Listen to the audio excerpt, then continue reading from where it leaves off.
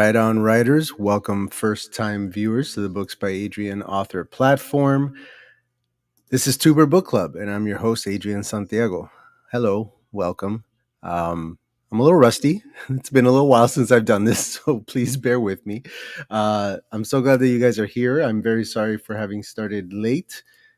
Things just kind of got away from me today.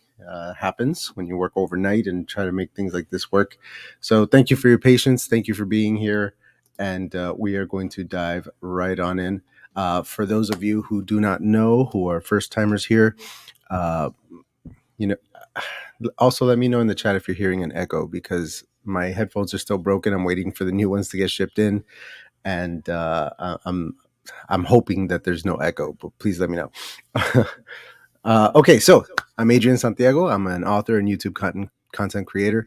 I have a debut novel coming out in December. We're actually going into critique partners and beta readers next month. So if you'd like to be a part of that, just hit up my Instagram.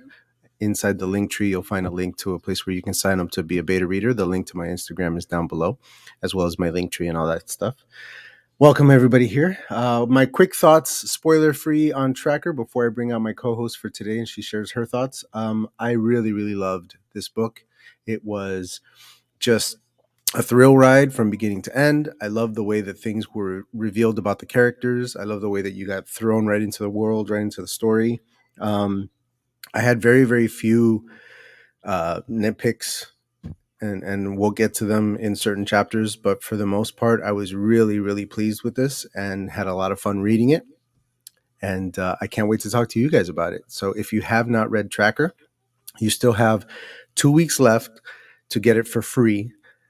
Your chance is not over yet. So go over to my website. The link is down below. Or you can click directly to the Tuber Book Club link, also linked down below, to sign up to be a member of Tuber Book Club, and you will receive Tracker by Bethany Votaw absolutely free, a free download. So if you have not yet done that, go do that.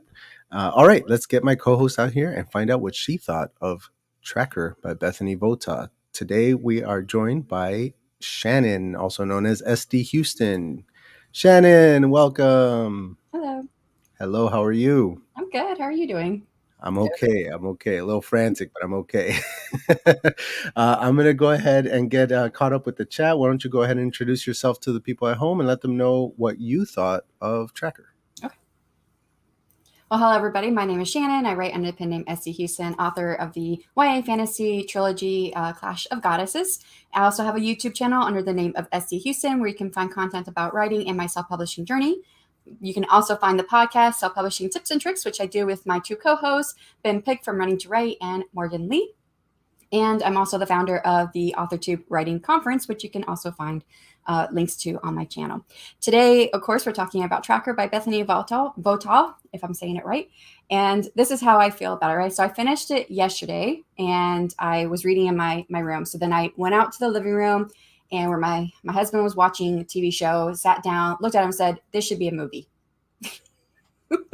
So that's how I felt about it. I really, really enjoyed the book, and I'm excited to talk about it today. All right. I share the same thought that this could be a movie, specifically a movie, because it's just such a tight little script, so to speak. And in particular, there were a couple scenes in particular where it was very cinematic to me. The last scene between Clay and Adam, I just saw that in slow motion in my head the whole time. It was very, very cool. Plus, there's something to be said about this almost non-linear storytelling that she does, very Tarantino, where like she'll go back in time and she'll give us a whole chapter with just some backstory and then jump back forward. I love that stuff. I'm all about it. Okay, so Chaos is here. He says, yes, my headphones have broken. They were broken by my children while I was away. I came back to find them broken, and I have ordered new ones thanks to some generous donations on my Ko-fi, but they are not here yet. So we are... Background's also different too. Yes, I also decided to get rid of the very, very busy background that it was supposed to be a placeholder, but we're going to be in this place a little longer than I had planned. So now I have to find something new to do with all this. So I got started with books. I figure it's an author channel. We should have some books.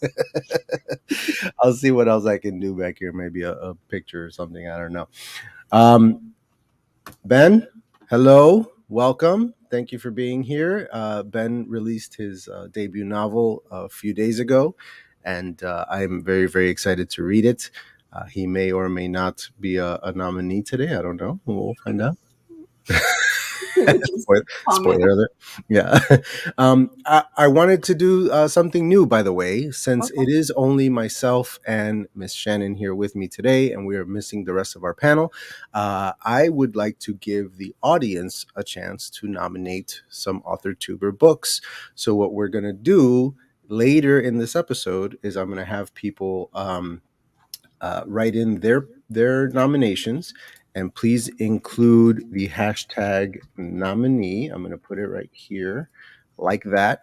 Include nominee in your nomination in the chat, and then I'm going to do that little roulette thing at the end of this, and we're going to get a lucky winner from the chat having nominated an author tube book. So, cheers, everybody! That's going to be fun.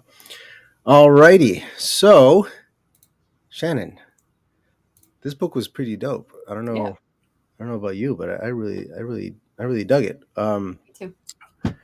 For those of you joining us for the first time, we kind of give our spoiler free thoughts at the beginning there when we introduce ourselves, because the whole point is to dive into this book throughout the rest of the episode. We're going to get into the nitty gritty of each chapter. So if you have not read this book, this is your time to get out and go get it, which you can get for free. Once again, just click the link in the description below, and you should be able to download that for free after confirming your membership with Tuber Book Club.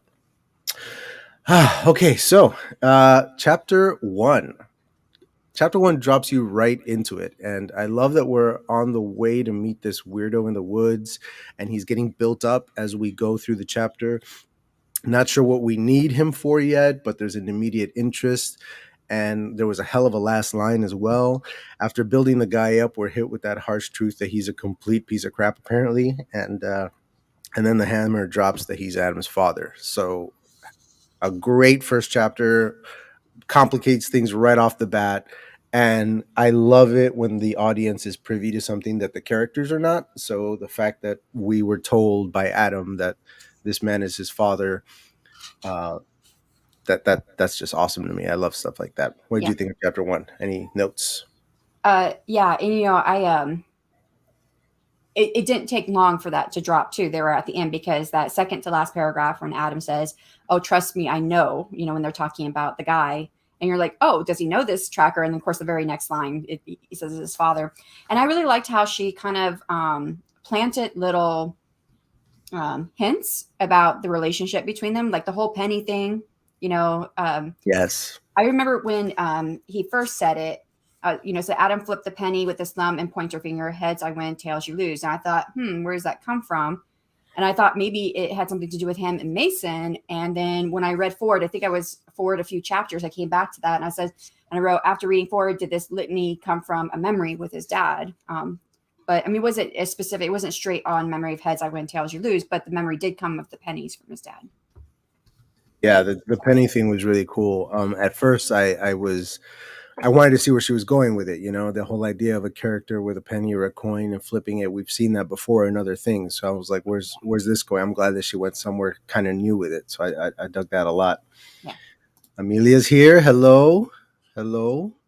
I hope this will help too, but who knows? Because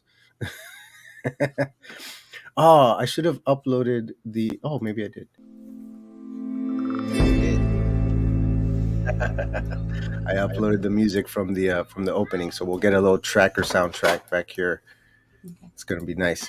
Okay, so and thanks for the props on the animation at the beginning.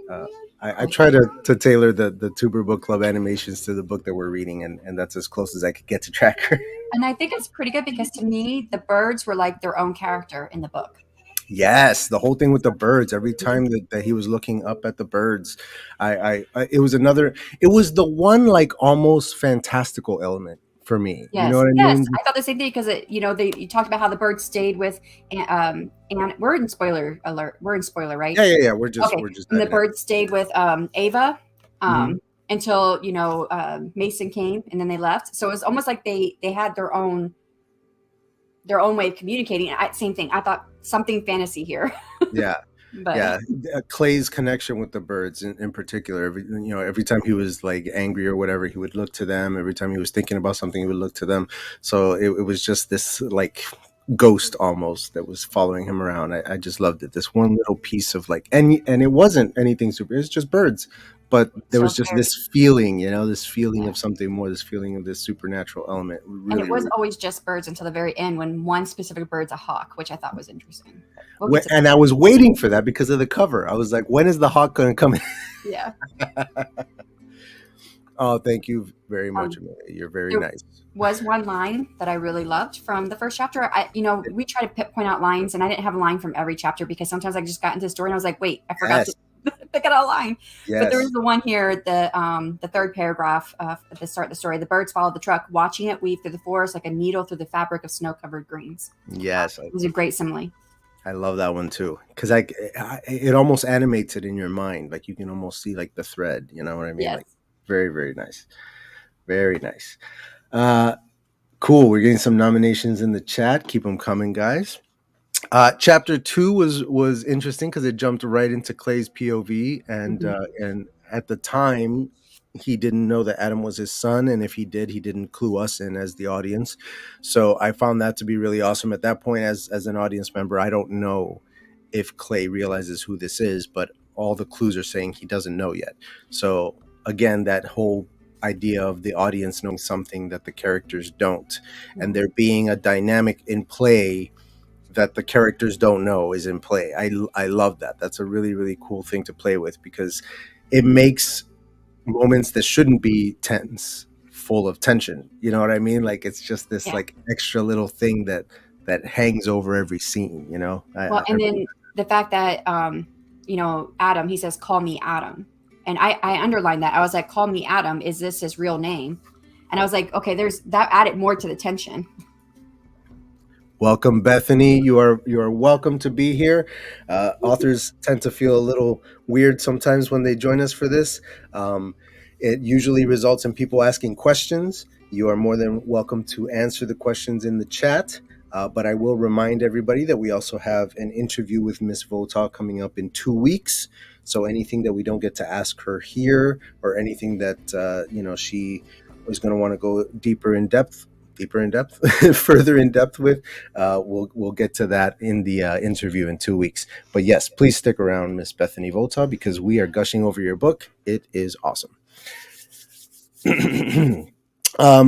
Clay, the dude's a little out there. He's angry, glares at the birds. This is where that started with the birds. Um, that both made me smile, but also made me worry for his mental state Yeah. because, again, not knowing him better, my immediate worry was, what if this dude is out of his mind and just like loses it in the middle of this hunt? Am I frozen? Uh-oh. I don't know. Am I frozen or is Adrian frozen?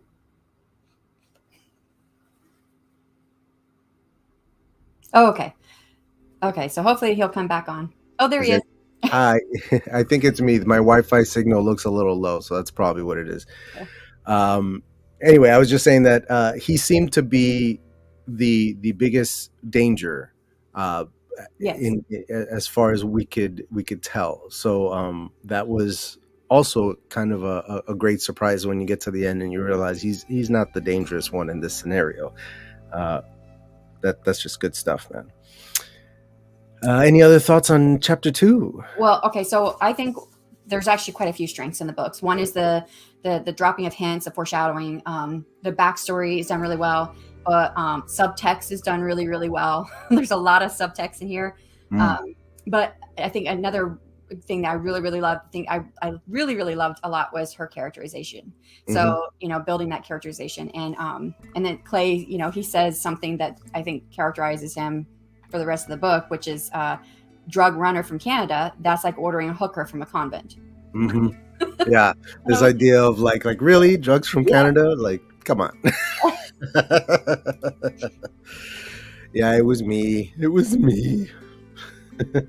Well, we also had a storm coming through, so I know that my Wi-Fi gets glitchy with storms. And I was like, was it me? Do I need to come back in? And Yeah, it like we have some clouds out today, but for the most part, it's a pretty blue sky. So I don't know what my excuse is, why my Wi-Fi was faltering, but it's probably the family putting something on TV or something and sucking the juice out of my Wi-Fi.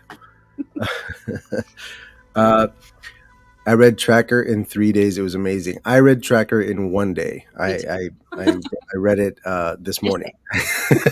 Oh, this morning? Yeah, I read it yesterday. yeah. I read it today, so it's fresh in my mind. Well, I, chapter 2 does go on to change POV to Mason. yes, it does do that, and it introduces that to us early because she does it a few more times throughout the rest of the book. So I love the little bird image that separates Yeah. the scene breaks and stuff. That was really cool. Um, the moment where Adam is like pleading with his father, begging him for help, but his father doesn't know that his son is begging him for help, like that just like that pulled at the heartstrings. I'm a dad, so it's like Now, do you believe that? Like, I feel like at the end, Clay kind of let know, like, he knew it was his son from the very beginning. I don't know if he knew from the very beginning. I feel like he figured it out. I feel like he figured it out rather quickly, but I Yeah. don't feel like he knew right away because when they first pull up, he's talking about Mason and going out to meet Mason face to face, and then he just talks about, and then there's this young guy, and it's all in his thoughts. So there was no reason for him to conceal it from himself. Yeah, and So, well, and this is something we could probably ask Bethany when we have the mhm. interview with her. But when on the in chapter 2, he's thinking, was that relief on the kid's face soft? The kid never could have kept up. And that made me think, now that I'm looking back at it, I'm like, oh, he knew that was his son then. But then it makes me wonder why is he keeping it from us if we're in his point of view? Right. Yeah. So that's the only thing that hangs me up, thinking that he didn't know right away. And it would make sense for him to figure it out quickly, especially once the penny comes out. I'm assuming that the first time he sees Adam mess with a penny is the first time that he goes, "Oh, I know who this is." But yeah, then again, like maybe it's when he introduces himself and says, "Call me Adam." You know what I mean? Like he changed his last name, but we didn't hear that last name until later on. So,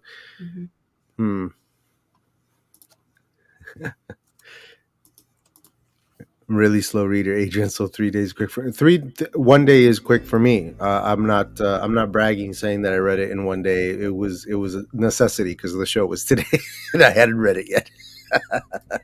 So there is in Mason's part, there was a part that underlined that I thought, I feel like this is going to be the theme of the book, which I think it ended up being the theme, in which we're Mason's POV. But there was no universal sense of justice, and people thinking there was turned into tyrants to get it. Mm-hmm. Yeah, because we've got that whole theme of like the good guy going bad. Yeah, absolutely, and whether or not he can blame it on his circumstance or his own choices and all that.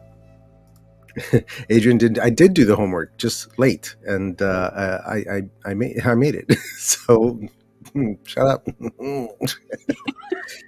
That's how I always did it in school, though. Is I always waited until like the night before the thing was due, and I'm like, oh crap, I got to do the thing, and then do it and turn it in and get an A or a B plus. As writers, right, we know we write something and then you sleep on it and then come back to it. So, and I used to teach college English and literature, and I would tell my students, don't wait till last minute to write your essay. And half the class would be like, but I do better under pressure. I was like, and I can tell. Yeah. Yeah, I always thought that I did better under pressure, and the truth is that the pressure makes me get it done, but it would have been better had I done it sooner and done it well. Like I could have done it better. I wasn't assuming you were no, it's fine. Deadlines, man, deadlines. All right, so chapter 3, my first thought was, let's see if this crazy plan works. Or no, that wasn't my thought. That was a line that I really loved because it goes from the end of one scene, let's see if this crazy plan works, to the beginning of the next scene. The next POV is, I think this is a bad idea. I love the way that she dovetailed those two, the end of one scene and the beginning of the other scene in chapter 3. Now, chapter 3 is the first thing that kind of jumped out at me as something that I may have wanted to do differently had it been me writing the book. And that's this sort of meta conversation about black and white and gray. That for me, it was a little heavy handed between the characters. I've seen Bethany handle character reveal with a little more show and a little less tell than this particular scene. But on the other hand, it was sort of making a promise to the audience that this will matter by the end, and I couldn't wait to see where it was going. I think that in the end it does kind of pay off, because with Clay talking so black and white about things and yet naming himself as more gray, and we find out all the horrible things that he had done to his wife and kids and family and abandoning them and all that, but in the end he's the hero of the story. And the one we thought was the hero of the story was in fact the villain of the story. So that conversation in the end, I feel like, pays off, but in the moment of reading it jumped out at me as like a little heavy-handed. And we did start off that chapter with the detectives who worked with Adam. Mm-hmm. And, still at this point, you're thinking Adam is, this cop who's out there trying to find this fugitive or whatever. Do we know that by now? He's trying to find somebody? I don't think so. Do we? I don't have it in my notes. Vincent, just wait here. Yeah. I'm trying to remember. This chapter did have a line that I got to write down, though. The fierce current sent them careening down the veins of the earth. That's just dope. I underlined Clay's paddle flicked from side to side, a dance over the waves. Very nice. If anybody in the chat has some favorite lines, feel free to throw them up. I was so shocked that Adam turned out to be as horrible as he was when that reveal happened. I was like, no, wait, did we get to that chapter yet? It's okay. We're kind of talking about the whole, we're going chapter by chapter, but we're also talking about the whole thing as a whole. So feel free to jump around in the discussion. I don't remember which chapter that was when the level of Adam's misdeeds got revealed. It was much later on, for sure. Chapter 6. 6? I remember. I went and looked at it specific. I was like, wait, what? Chapter 6 sounds sooner than I thought. Yeah. I think in this chapter 2 is where I first wrote down a theme of birds mostly with Clay. Mm-hmm. And then we also get introduced to Ava for the first time as well. Yes, and Ava does come into her own much later on as well, so that's very cool. And then there's no time period ever really put on the setting, there's just a few hints dropped here and there, but we're not really sure how far away we are. So there's a hint of after Vietnam, he became a cop. I think it was Mason. And then Mason was on the force for 20 years, I think is what he said. Was it 20 years? I'm trying to remember how long it was. That sounds right. So then I was thinking, okay, 80s, 90s maybe. And then they, in the next page, they have Living on a Prayer by Bon Jovi, and that's 1986. So I don't. There's also that moment later on during one of Ava's point of view chapters where she makes a reference to them changing the wordage to persons or something like that in order to be more inclusive. And that also made me think of more modern times, people trying to be a little more sensitive to everyone in general. Maybe early 2000s, because nobody has a cell phone. There's radios, no cell phones. So very good, very good. Chapter 4, the father and son tension on Adam's side and the complete lack thereof so far on Clay's side is great stuff for me. Having to share the tent being such a huge thing to Adam, but it's like nothing but survival for Clay. He got rid of the extra tent. We don't need 2, we only need 1. Very practical. Again, I don't know if by this point Clay knows who Adam is, but if he does, he's messing with him, right? Like he's putting him in the situation of like, no, you're gonna hang out with your dad. Like, we're gonna figure this out. And Adam refers to Clay as a monster in this chapter. And this is where we first learned that there was possibly some type of abuse, because I wrote here, Mhm, so Adam was mhm. beat by him before. Because he says, Christ, I have a gun, I still quake when I'm around him.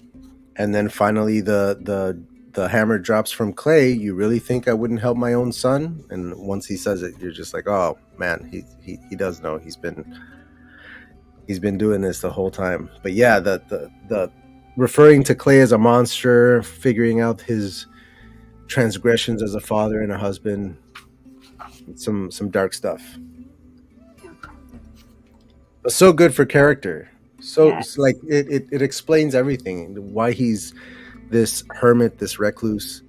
It all tracks. It all tracks. There was one paragraph in this chapter I absolutely loved, and it showed like the push and pull between Adam and Clay. Do you mind if I read it? Go for it, please do. So Clay nodded and pushed himself off the rocks with the paddle. He slid over the tops of the rock and back into the current's control. Adam did the same, though he had to use a rather undignified scoot with his body weight to dislodge himself from the loose rocks. Clay didn't suppress his amusement and mimicked the movement out in the open water. Adam thought he should laugh, but he couldn't. Well, he tried, but it came out a dry cough. Clay shook his head, a small smile still on his lips. So I was like, it's nice. It's well written. and Chapter right before he tells him, I think. Yeah. Yes, right before he tells him. That's right. Yeah. Chapter 5, we get some backstory on Adam, on Clay, born a crack addict to a crack addict. That's some real stuff. That's some Eminem stuff. That whole like what's it called? Is it Munchausen syndrome? Is that what it's called? I think that's what it's called, where you're an addict because your parents, your mother was an addict while she was pregnant with you. Yeah, it's heavy, man, and something that heavy to be dealing with it from the jump. Like you're born into an addiction. It's just like a burden that I can't even imagine. So that's some real heavy stuff. I can relate to wanting to say I'm sorry, but the words wouldn't come out. There was that moment where Clay wanted to apologize for something that wasn't the harshness of his actions before. It was something else, but he couldn't say it because he hadn't apologized for the other thing first. I feel that. I've had that where like something happens and you want to apologize to somebody, but you owe them an apology from before. And until you apologize for that, you can't apologize for this. So like you just get stuck. That's relatable. And I guess there's really, again, great characterization. The very end of this, when Adam is washing his hands and he scrubs and scrubs, even using a rock and river sand to peel away the guts and grime when they're gutting the fish. He's trying to get the fish guts off of his hands. Yep. And that his hands are in the water for so long, they're red and bleeding by the time they come up, where Clay lets the blood and guts soak into his hands. I was like, this is such a great characterization here, showing the difference between these two. Yeah, the one trying to like wash away his sins and the other one just accepting of them. Yeah. Great subtext. Very, very cool. All right. We're moving pretty quickly through this because that's how the book was written. It moves at a clip. You can really tell that it comes from Bethany, who is so experienced with flash fiction and short stories. She just knows how to tell like a really tight narrative. There's very, very little fat on this thing. Like it just moves. So chapter 6 is the big reveal that Adam's a big fat dirty cop. Yep. Who's done some dirty cop stuff. And it's not just as dirty as the drugs stuff, but he straight up killed people. Yeah. Innocent people. Yeah. Straight up innocent people. He's the bad guy. You do get a little bit more of his background too, of his abuse. And that very first paragraph, I love the last line when there's like, I think his dad was beating his mom and he's cradled between the couch and the wall, staring up at the ceiling, trying to, block it out. And it says, a bottle breaking added to the melody of slaps and punches. There's great use of verbs in this story. Very nice. Bethany teaching us all how it's done. That felt Shakespearean almost with the out damn spot moment. Yes, very much. Very much so. Chapter 7 Ava the Aviator. I like her. I liked her right off the bat. I'm rooting for her. Oh no, I haven't finished chapter 6 yet. Heard a Oh, lot. please go on. I'm trying to. I had a lot of. There's a few inconsistencies, but Bethany, we could talk offline. Time's not good. Okay, so then I wondered if he's Dominic because they bring that up, but that never comes back up in again. And then I've wondered about his sister, but that never comes back up again. Those are just the notes, the questions I had. Yeah, she's mentioned once again towards the end, but mostly in just passing. They don't get. She doesn't get very Big deep role. into the whole sister thing. Yeah. Possibly sequel fodder.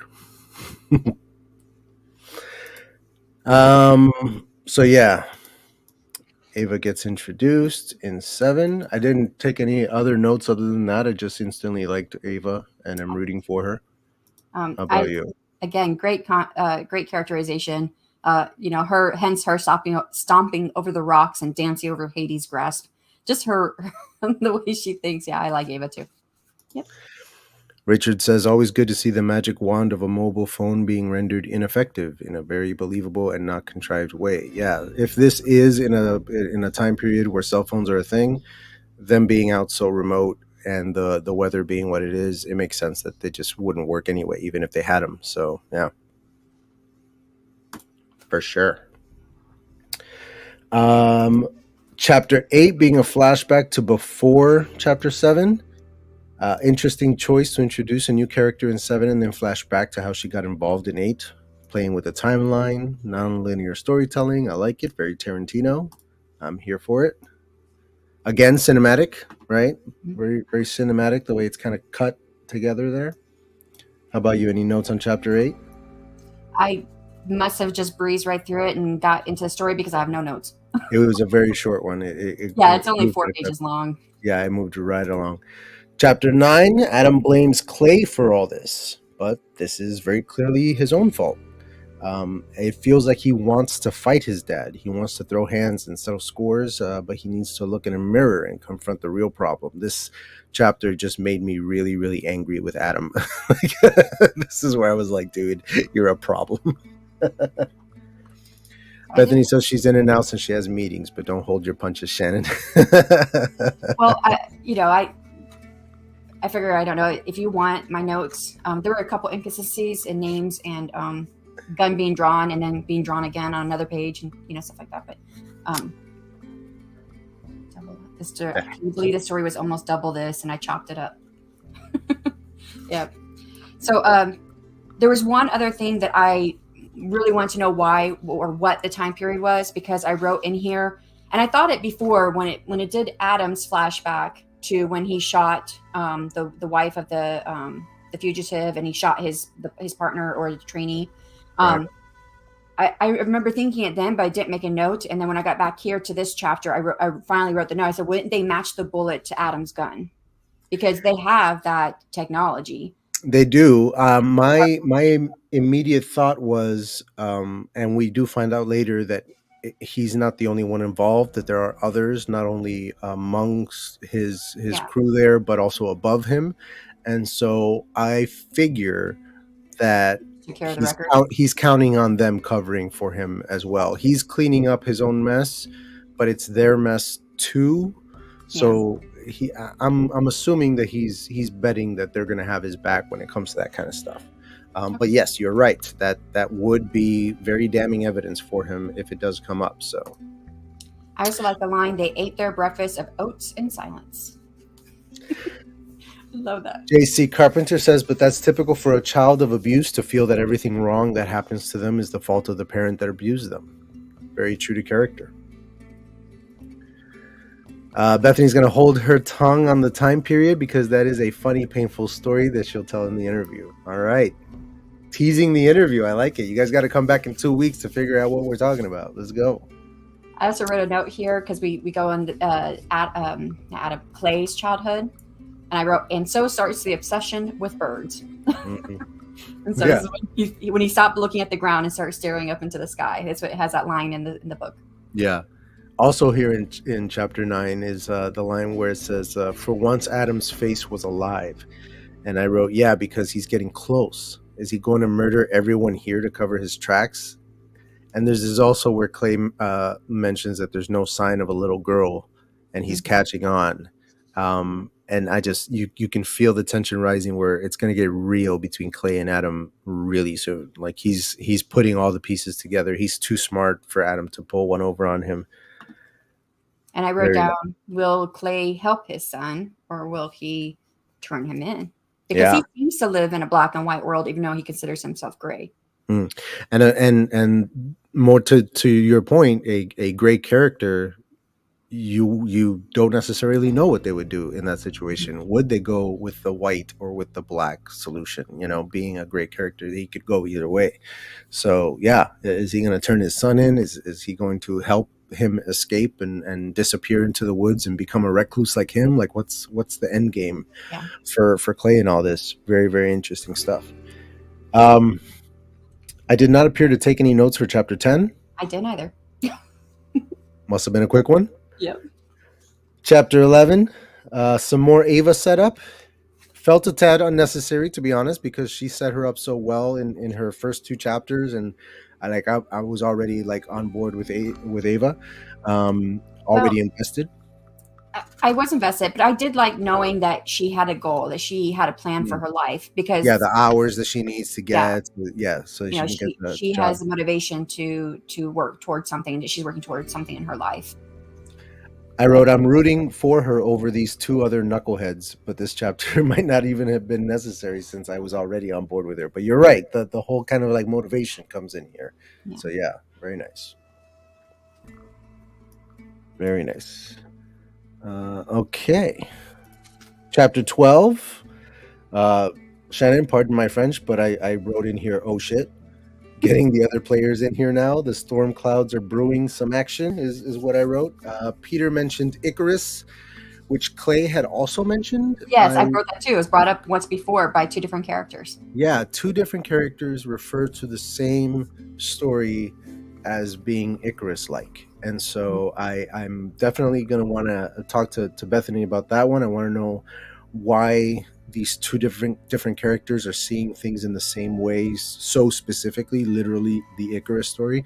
If that was intentional, if there was maybe two drafts where one character had it and then the other one had it and it didn't get deleted or something. I don't know, but I found that interesting. And Clay marching was a nice moment. His breathing brings his memories. His boots stomping the snow squash the memories, and they repeat. Very nice. I love that scene. There was also a line that I really liked in here, is they drove up the access road, a virus in the lungs of the forest. Yes, I almost wrote that one down too. Clay and Adam arguing, Adam holding the gun, crazy scene, very well done, and the pennies coming into it, all very nice. Everything's kind of paying off right here. Again, this story like really moved at a clip because this is chapter 12 of 20, and it almost feels like you're already getting to the end. These two characters are already face to face. There's already a gun in one of their hands. Like the things are ramping up very, very quickly. Very quickly. And again, I wrote, will Clay support Adam when he finds out the truth? And but by now I'm thinking he's already, like, just the fact that he knows there's no little girl is more. It would be more than enough for me. You know what I mean? Like I already know this dude is up to something. He's been lying from the jump because he got me in this game because there's a little girl that's been kidnapped and there is no little girl that's been kidnapped. Right. So I've got a problem with this dude already. So yeah. The again, that tension just it's a rubber band that just keeps getting stretched out. I love it. From here on, I'll go ahead and just say that chapters 13 through 20, I have like one sentence notes for each of them because it was just like go throughout the whole thing. This second half of the story is it almost felt like just all action. It was just really, really good, moving at a clip. Let's see. Chapter 13 brings Ava into the game. I wrote, Ava's in the game. Let's go. Like that's like I was like, well, here we go. Once I learn something, I always notice it now in movies and books and everything. And that is, if a plan is told, whether it's a movie or whatever, it's not going to work. It's not going to work. If the plan is not told, then it's going to work. And here, the plan, they lay out the plan. So I wrote, the plan has been shared, meaning it won't work. it won't work. Yeah, yeah, that's good. Yeah, and very very movie like again. You're right. It harkens back to all those heist movies and stuff where Hmm. they spend the entire movie planning and planning. You just know it's not going to go that way. Yeah. Uh-huh. More oh shits in chapter 14 from me. How the turns have tabled. Yeah, things get all switcheroony in chapter 14. I mean, I wrote, we got this whole obsession with birds. There's a lot of birds throughout the book, especially, like we said, concerning Clay. And I think we're in Clay's point of view, and it said, this line, Adam had whispered a line, still glancing at the cabin like it was a skittish bird, like it might up and fly away. And I was like, okay, mhm. now we're making other things birds. There's also a lot going on inside Adam with the whole "don't call me kid" thing. Every Yeah. time Clay refers to him as a kid, it just grinds his gears, and uh, and I just felt like every time it happened, every time he was called kid, it was just another poke that was like making him angrier and angrier. I just kept expecting him to explode on Clay here. And I did write at the end, I wonder how Clay would have helped him. Because at this point, Clay has Mm, offered to help his yeah, son several times. Hey, just tell me what's going on. Let's figure this out. yeah. I'll help you. And I put, I wonder how Clay would have helped him. But we know that's not where the story was going to go. And we know at this point that Clay has been sober for a while. He's had his alcoholism problems and all that stuff, but seemingly he has been sober for a while. So when he offers to help Adam, when he offers to just like hear him out, I believe him. I really do believe him, and I I and believe him I too. and I feel like he really does want to help, and that he really would have helped had he been allowed to. Yeah. Um, but those old wounds, man, they don't let other people believe that you've changed, and that's something like really, it speaks to our culture these days, where like somebody does something wrong and they're canceled forever, and I'm like, well, what about redemption? What about learning from your mistakes and growing and becoming a better person? Where's we need to make room for that, you know and this is a perfect example of that, where a person, from what I can tell, has grown You got and all deep there. changed.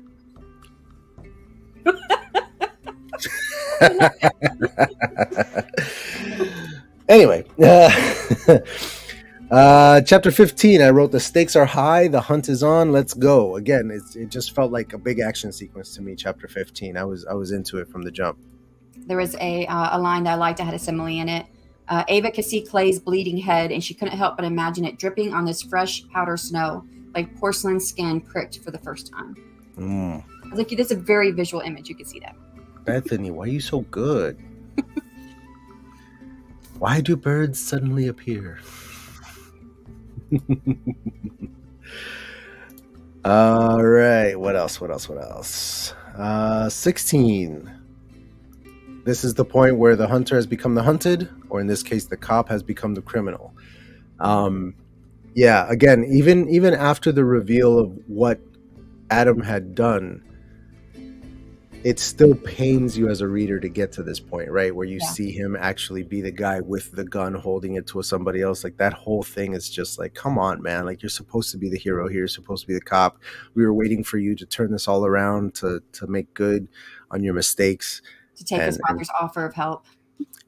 at least, you Yeah. know what I mean? Like, even if you don't repair that relationship, at least like let the man help you, like, whew, it's rough. It's rough. Let's see. Um, Chapter 17, Fly Girl, was a hard hitting moment for me because now I'm worried for Ava. Yeah. I on the second page of because I'm on the print book, on the second page, I put Ava is going to die. So I kind of thought that that's what was going to happen. Yeah, I had kind of made my peace with it at that point too. I was like, yep, Ava's dead. She's done for. Yeah. Chapter 18, the kid is smart like his father, but also lost like his father. That line, that description, in Clay's mind, he's smart like me, but he's also lost like me. Again, as a father, that hits hard.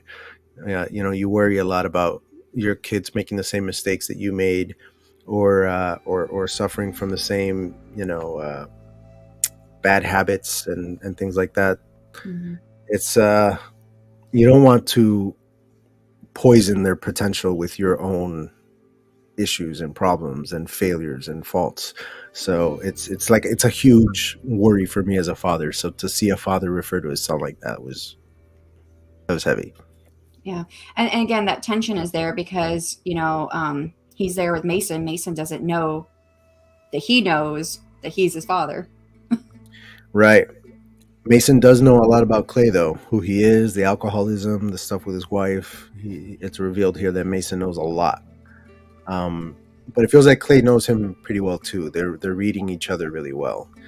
and it felt like two heavy hitters like facing off, like before a boxing match or something, just staring each other down, knowing everything about each other. It was pretty intense. And isn't this, yeah, this is when we find out that Mason's daughter was born with a syndrome. We don't know what it is exactly, but we know she's Right. been born with something that has hindered her development. Yeah, and the accusation that he's taken this job to not be around Yeah. his wife and daughter. Yeah. Again, some Characterization. and I'm really impressed with this coming from Bethany, because as far as I know, Bethany doesn't have any children, and for her to like zero in on this father son stuff so well is and father daughter stuff in this case with Mason, zeroing in on it so well is very impressive. It's why we do what we do as writers, right? To live in the skin of other people and walk in their shoes. And man, does she ever do it here. Really good stuff. Yeah. Chapter 19, they're running out of fuel, so the stakes keep on rising. And then the dreaded line, she didn't even feel the bullet. Yeah. I knew that was coming. Yeah, and it still hurts, even though you know it's coming. Yeah. Yeah. Because I wrote, "Oh no."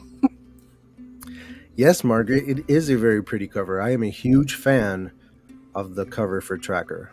And I had to look up from Bethany who made her cover, because I may very well end up reaching out to the same person for my own. That's a darn good cover. Yeah, I don't know about living in someone else's skin, Adrian. Yeah. Yeah. Yeah, well, you don't skin them alive first. It's a metaphor, Margaret. You don't go all Hannibal Lecter on them. All right. Any other notes on 19, Miss Shannon? No. All right, then the final chapter, chapter 20. Clay shoots at him, and the scene is like something out of a movie. I mentioned it earlier. I saw the whole thing in my head in slow motion. Very cinematic. Uh, just a huge climactic moment, and not what I wanted to happen. I wanted them to fix it.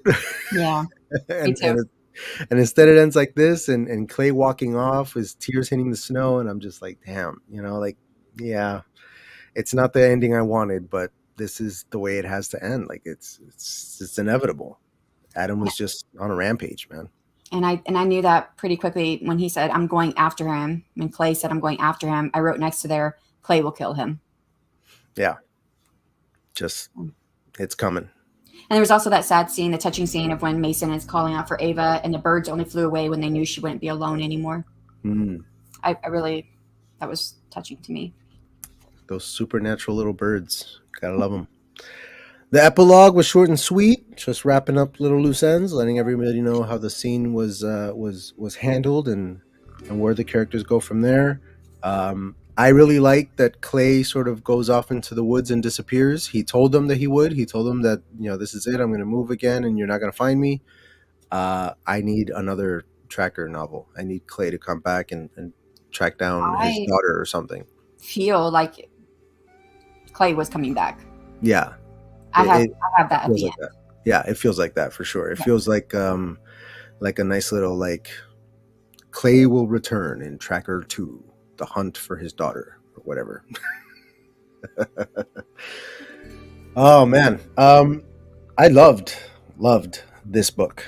I really really liked it. I really like how fast of a read it was. It felt like something that I could read on an airplane on the way from here to Buffalo. For the next time that I do that.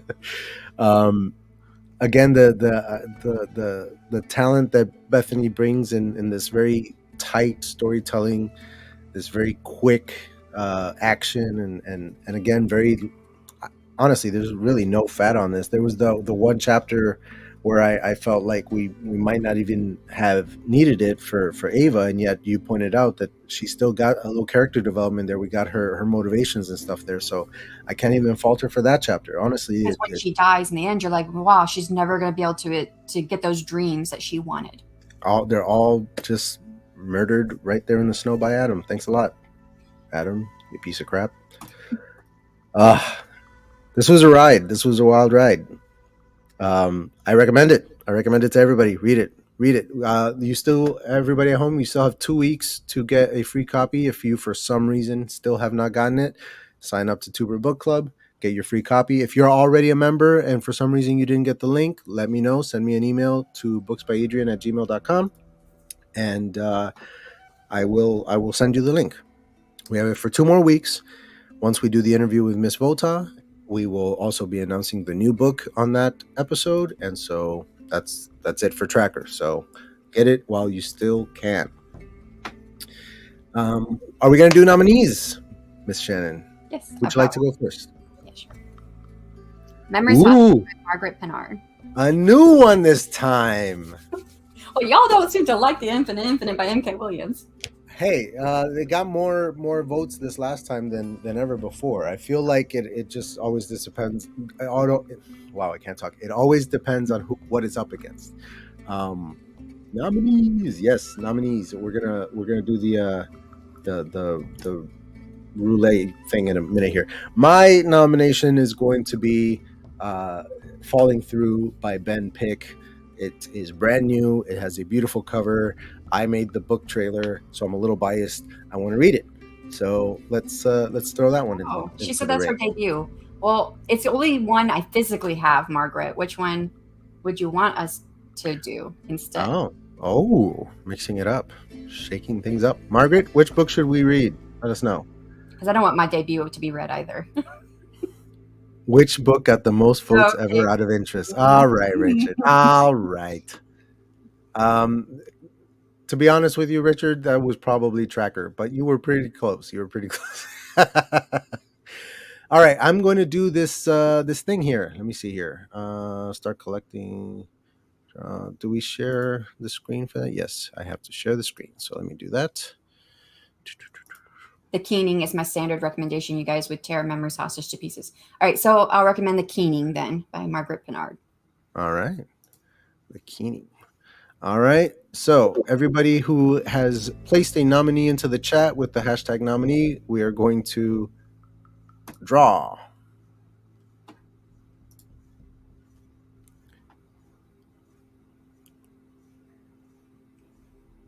All right, so Miss J.C. Carpenter has been selected. Let me scroll up. By Morgan Lee. Oh, you're quick. I want to throw it up on the screen. Where is it? I can't find it. That's funny. My 2 co-hosts are going to be in the running. Yay! All right, here we go. Seed Among the Thorns by Morgan Lee. All right. Both of my co-host books. So if we do any of those. So we have 3 nominees this time. It should make the poll pretty interesting. I am going to throw these 3 nominations into a poll later today, and I will announce it probably tomorrow on my Instagram and probably all across my platform. So if you follow me anywhere, you'll see it and you'll get the link. Check back to this very stream tomorrow, and it'll be in the description as well. So you guys can go ahead and vote on what our next book is going to be. Exciting! I don't know about you, but I'm excited. I've already picked my vote. Clever.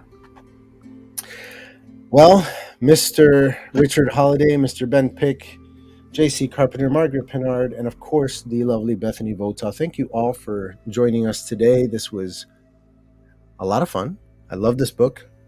In fact, I'm going to read it again, and I don't do that very often. I will read this one for sure.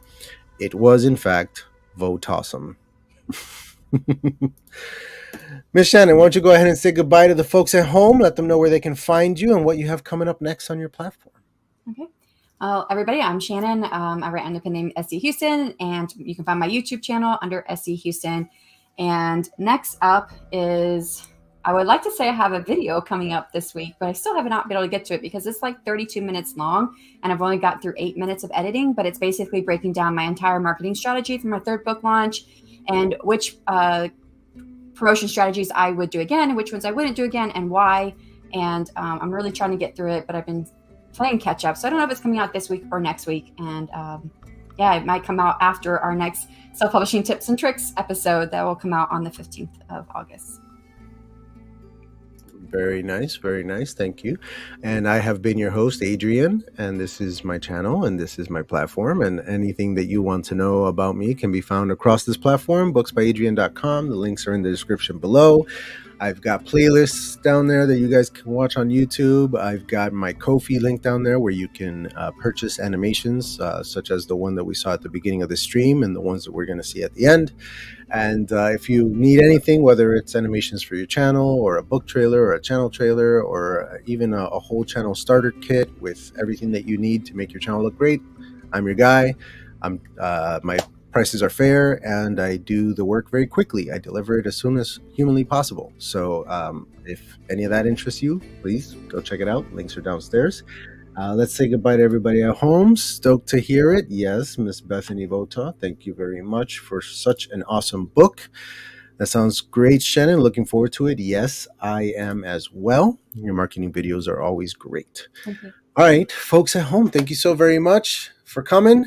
Thank you for joining us. Be here in 2 weeks from today, same bat time, same bat channel, and we're going to be talking to Bethany Votaw all about this awesome book and how she wrote it and all that kind of good stuff. So come with your questions.